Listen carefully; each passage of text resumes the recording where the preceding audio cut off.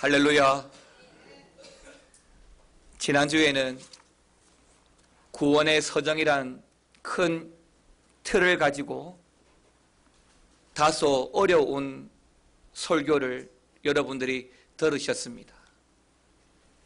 그럼에도 불구하고 우리가 이 사실을 잊지 말아야 되는 것은 처음 하나님이 우리를 부르셔서 마지막 천국에서 주님을 맞이하는 그 영화의 단계에 이르기까지 하나의 큰 흐르는 줄기는 우리를 향한 하나님의 사랑과 은혜입니다. 그 하나님의 사랑과 은혜 가운데 하나님은 우리를 부르셔서 한 걸음 한 걸음, 한 단계 한 단계 우리를 이끌어 가시는 것입니다.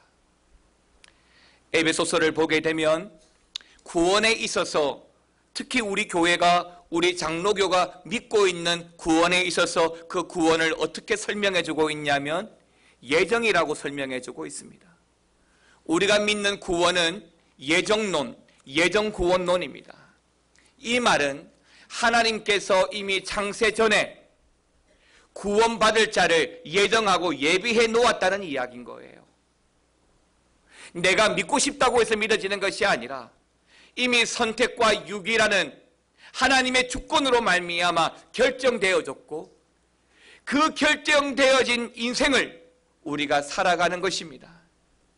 이것이 구원의 서정의 큰 틀입니다. 때문에 하나님께서 어떤 자를 부르십니까?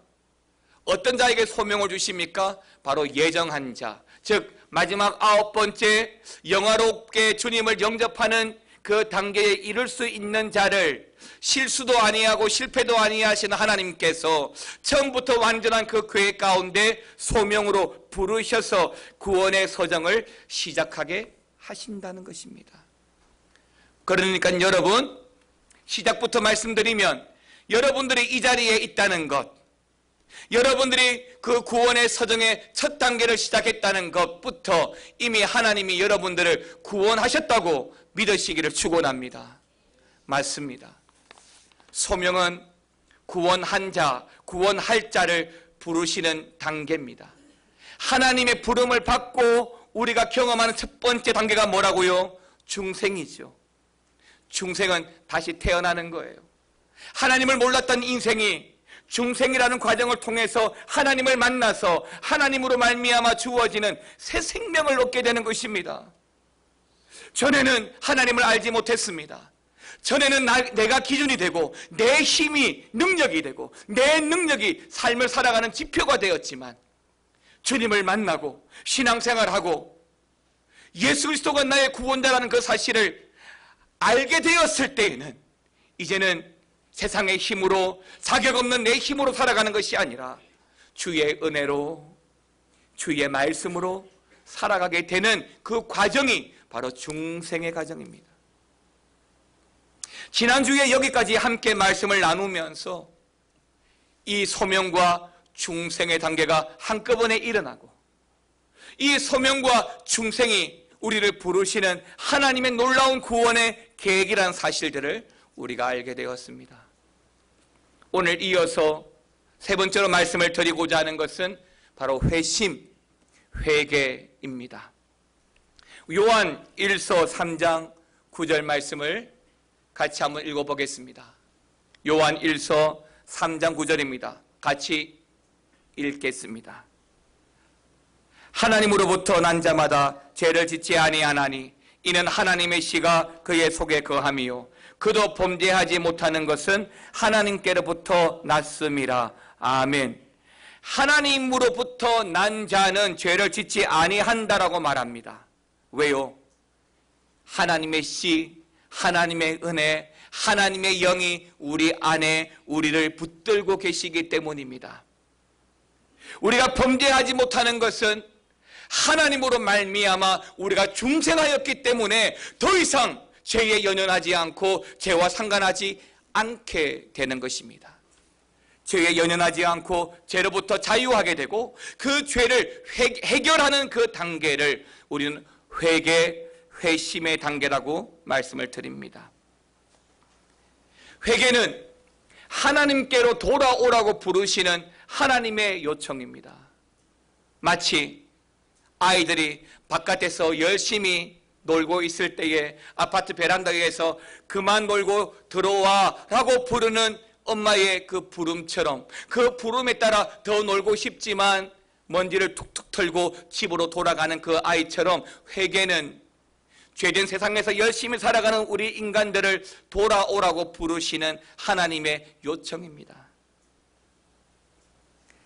때문에 이 회개에는 회개와 신앙이라는 단계가 하나 되어져서 떨어질 수 없는 연관성이 있습니다. 지난주 말씀드린 것처럼 소명과 중생 그리고 회개와 신앙은 한꺼번에 일어나는 동일한 사건이라고 말씀을 드렸습니다. 동일한 시간에 동일한 장소에서 일어나는 네 가지 사건, 하나님이 부르셔서 부르심으로 말미암아 내가 곧 중생하고, 중생하고 나니까 뭐가 보이게 되는 거예요? 죄가 보이는 거예요. 전에는 내가 죄인인지 알지 못했고, 전에는 내가 얼마나 죄 가운데 사는지를 알지 못했는데, 주님을 영접하고 중생하니까 내가 얼마나 죄와 더불어 살아가는지 알게 되어진 것입니다. 그런데 이 죄를 극복하는 방법은 회개예요.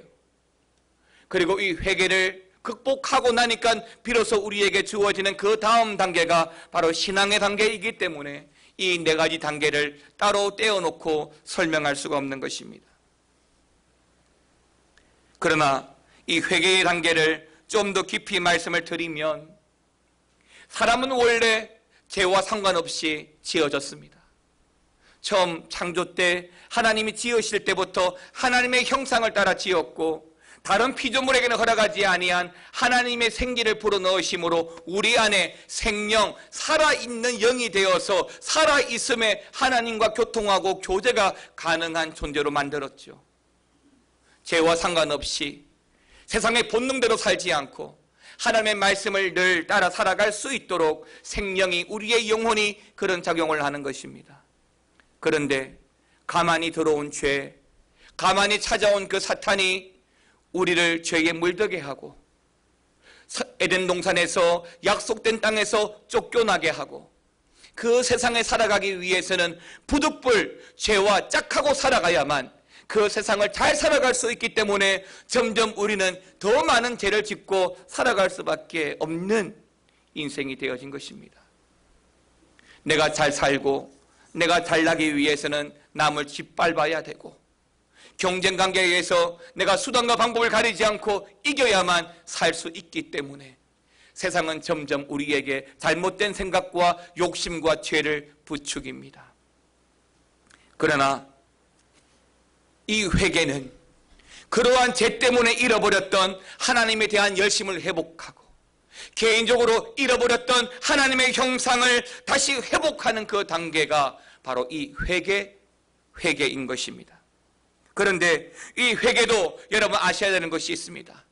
내가 주여 회개하오니 주여 회개하오니, 내가 회개하고 싶다고 해서 언제나 마음대로 할 수 있는 것이 아니라, 전적으로 성령 하나님께서 주도적으로 우리 안에 있는 이 영을 깨우쳐서 그 죄를 깨닫게 하고, 때문에 통회하게 하고 엎드려 자복하게 함으로 그 회개를 통해서 그 다음 단계, 신앙의 단계에 나아가게 하는 것입니다. 그러니까 회개는 내 죄에 대한 처음으로 직면하는 고통을 경험하게 합니다. 내가 중생을 하지 않았을 때는 내가 죄인인지 몰랐어요. 하나님이 나를 부르지 않았을 때는 나는 어인인 줄 알았습니다. 그런데 어느 날 하나님께서 내 인생에 찾아오셔서 믿는 자가 되게 하셨을 때, 나를 가만히 불러주셨을 때에 내가 눈을 떠보니 나의 인생은 죄로 얼룩진 인생이고, 수많은 죄들이 지금도 나의 인생을 이끌어가는 것을 목도하게 합니다. 그런데 이걸 해결하기 위해서는 반드시 회개의 단계를 거쳐야 되는데, 이 회개의 단계가 쉬운 단계가 아니라는 것이죠. 몸부림치고 가슴을 찢어내고 몸에서 온 피를 쏟아내듯이 고통당하신 십자가의 피 흘리심처럼 내 몸에서 있는 눈물 없는 눈물 다 짜내어가며 그 죄를 통해 자복함으로 회개의 시간들이 신앙의 다음 단계로 넘어가게 되는 것입니다. 한때는 우리가 바로 이 회개의 단계에서 얼마나 부르짖고 기도했는지 모릅니다. 한국교회가 오늘날 이만큼 성장한 것도 바로 이 회심, 이 회개를 열심히 기도했기 때문입니다. 나라와 민족이, 그리고 우리 가정과 내 자신이 여러 가지 죄들을 생각나게 하고 회개함으로 열심히 기도하고 전도해 올 수 있었습니다. 여러분, 전에도 말씀드린 대로 오늘날 우리 교회가 또 여러분의 가정들이 다시 일어서고 회복하고 부흥하기 위해서는 이 회개 기도를 열심히 잘하셔야 한다는 것입니다. 가만히 보면 제가 조금 전에 말씀드린 대로 오늘날 한국교회가 이만큼 성장한 것은 한국교회가 열심히 회개 기도를 했기 때문이라고 했습니다. 맞습니다. 여러분, 그때를 돌이켜보면 우리의 기도의 10분의 9, 아니 대다수의 기도의 제목들은 회개 기도였습니다. 기도만 하자고 하면 다른 어떤 기도의 제목을 주어도 모든 기도의 제목들이 회개로 끝이 나고 눈물로 모든 성도들이 회개하면서 가슴을 치면서 회개를 하였습니다. 그랬던 순간에는 한국교회의 부흥과 믿음의 가정들의 번성함들을 허락해 주셨지요. 그런데 여러분, 오늘날 한번 돌이켜 보시기 바랍니다. 우리의 기도에 회개가 있습니까? 여러분의 기도에 회개가 있습니까? 회개하지 않습니다. 희한하게 교도소는 분명히 엄청난 죄가 있고 법원을 통해서 죄인이라고 판결받은 사람들이 구치소가 아니라 교도소에 들어가는데, 그 교도소 안에 있는 사람들은 누구도 자신이 죄인이라고 말하지 않습니다.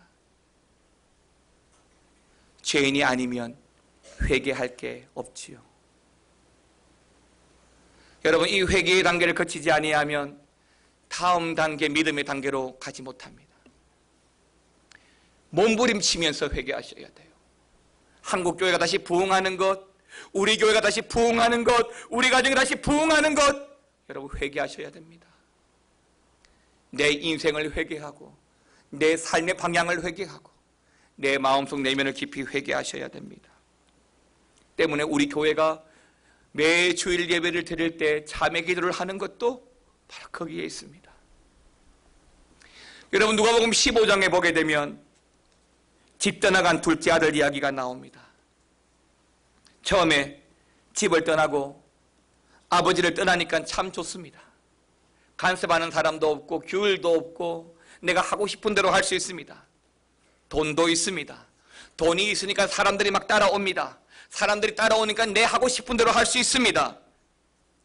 그런데 돈 떨어지니까 사람 떨어지고, 사람 떨어지니까 한 번도 생각해보지 않았던, 한 번도 경험해보지 않았던 고생과 고난을 당하게 됩니다.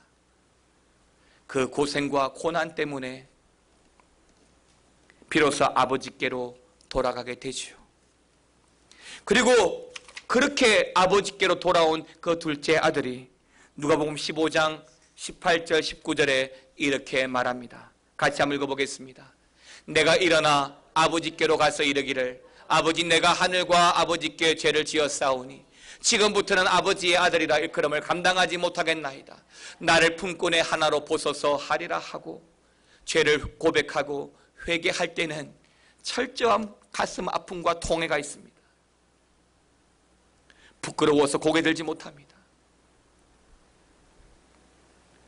아들이었지만 아버지와 집을 버리고 도망간 그 둘째 아들이 돌아올 때는 철저한 자신의 고백과 죄에 대한 고백과 아버지의 용서를 구하는 그런 작업들을 통해서 회복이 되는 거예요. 사랑하는 성도 여러분, 우리 가정과 우리 교회뿐만 아니라 이 나라와 이 민족이 다시 부흥하고 다시 일어서기를 바란다면 정말 하나님 앞에 엎드려서 철저하게 회개하고 기도해야 될 줄 믿습니다. 네 번째는 그 다음 단계, 신앙 곧 믿음의 단계입니다. 마가복음 1장 15절입니다. 같이 읽습니다. 이르시되 때가 찼고 하나님의 나라가 가까이 왔으니 회개하고 복음을 믿으라 하시더라.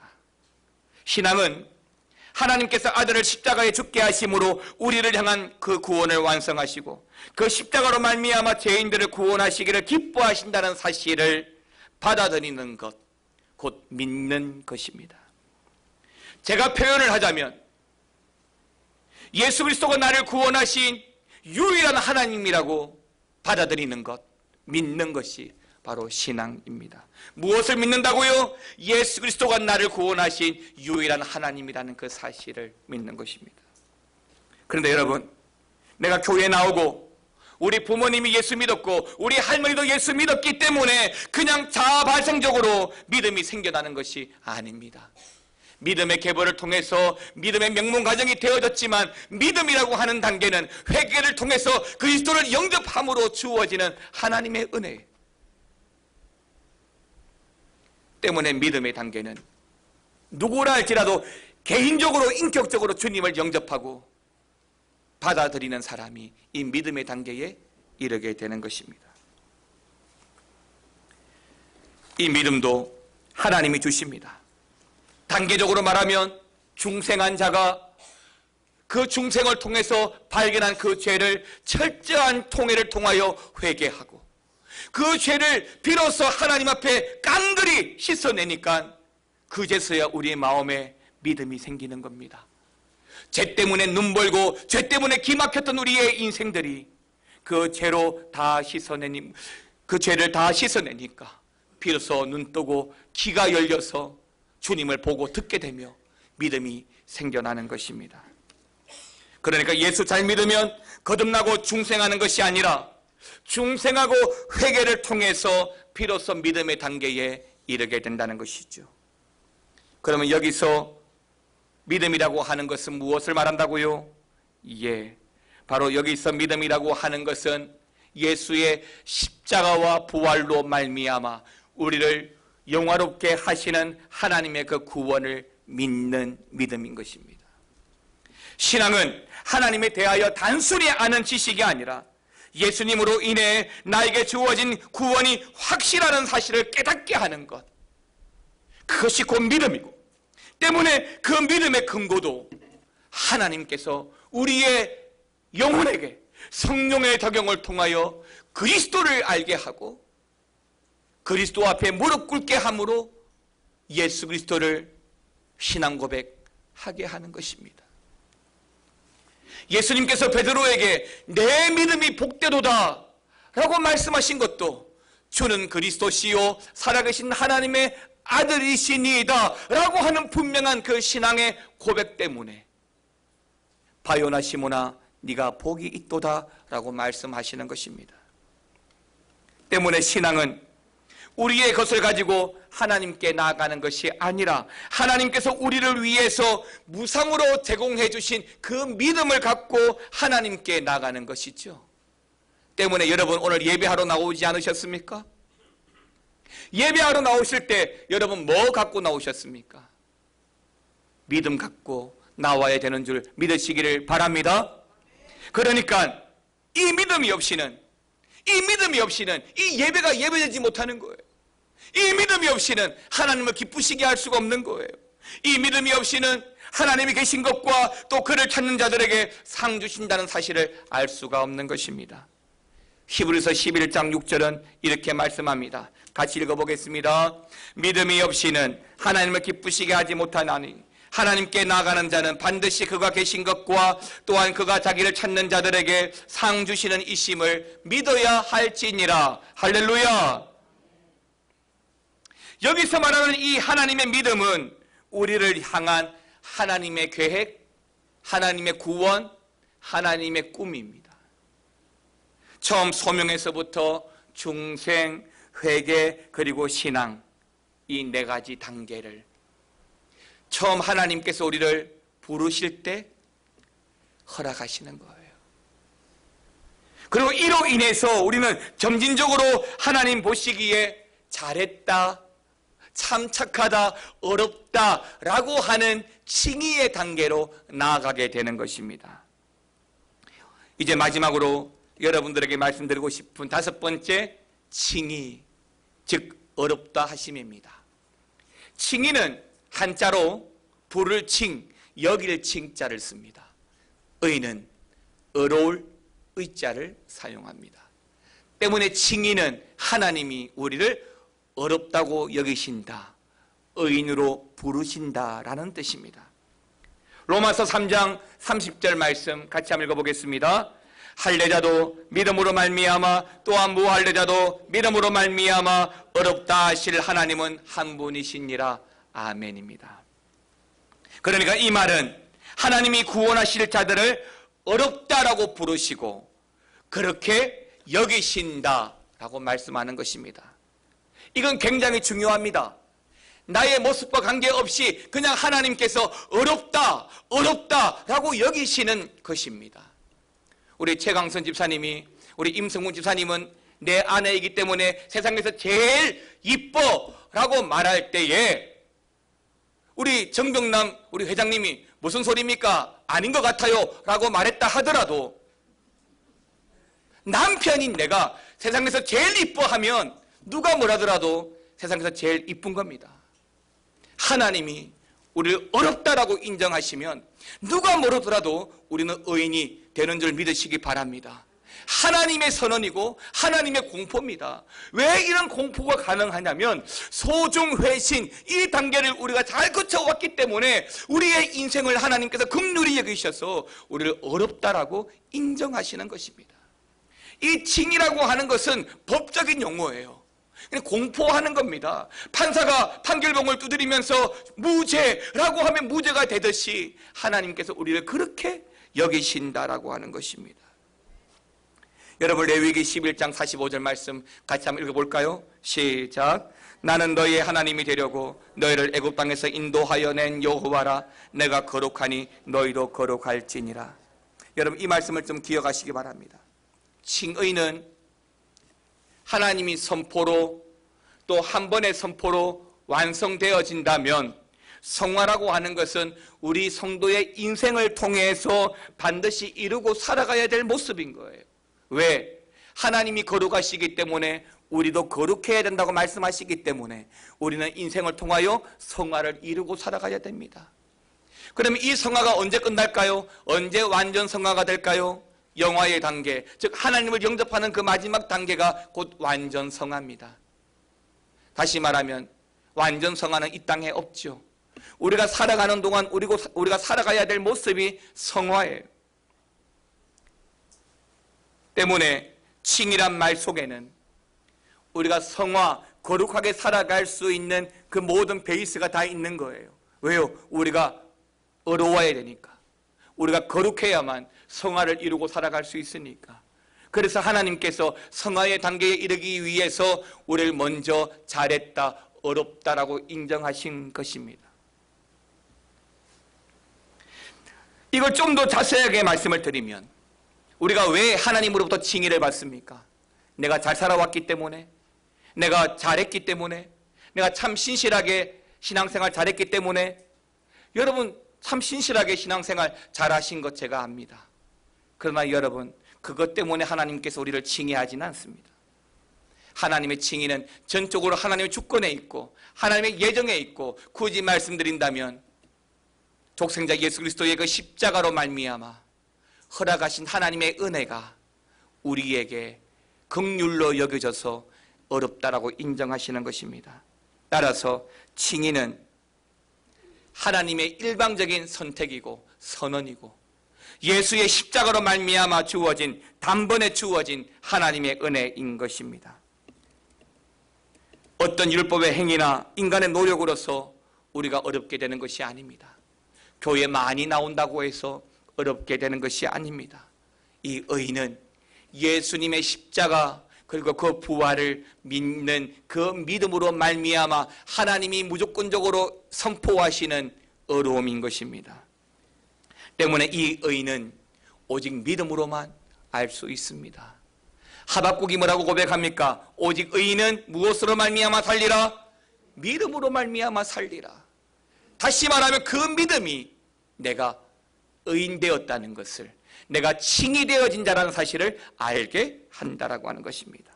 따라서 믿음은 칭의를 알게 하는 도구이고, 칭의는 성령께서 우리의 믿음을 통하여 예수 그리스도에게 효과적으로 연결시키는 고리가 되는 것이죠. 사랑하는 성도 여러분, 하나님이 여러분들을 구원하시기로 작정하셔서 부르신 줄 믿으시기 바랍니다. 때문에 여러분의 인생에는 반드시 중생과 회개와 신앙의 단계를 거쳐서 하나님이 참 잘했다, 의인이라고 인정하십니다. 그 의인됨에 부족함이 없도록 끝까지 믿음으로 주님 잘 따라가는 저와 여러분 되기를 바라고, 또 하나님이 처음부터 우리를 지으시고 우리를 부르시고 우리를 보내시는 것이 하나님 그 은혜의 경륜임을 알아서 하나님 앞에 어려운 자로서 멋지게 살아가기를 주의 이름으로 축원합니다. 함께 찬양을 하겠습니다. 나를 지으신 이가 하나님이십니다.